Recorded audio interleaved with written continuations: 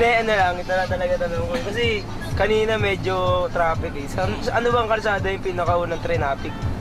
Sa history ng Pilipinas. Oo. Ang pinakaunang traffic, yung sinita namin. Iskinita niya highway. Grabe yung laki ng Sa sinita iskinita. namin na yun, dumadaan sa isang araw na tao, umabot ng 1 milyon. Oh! Grabe na ba? Kasi yung tulo ng kanto na iskinita namin, ano, merong bahay doon, tapos may lalaki din na maraming tato. Oh. Yun. Tapos yung mga, kaya umabot ng 1 milyon, bumupunta ng mga tao. Bumibili sila ng drugs. Wala, drugs. Oo. Saan? Natatak sa history yun. Buti, Na, ano, sino yung nagbebenta ng drugs? lalaki maraming tato. Oo. Na ano, hindi ka naman... Ang pangalan. Oo, yun sa Pangalan akin. naman. Si ano, Joey Marquez. Oo. Dating addict yun ngayon, tignan mo.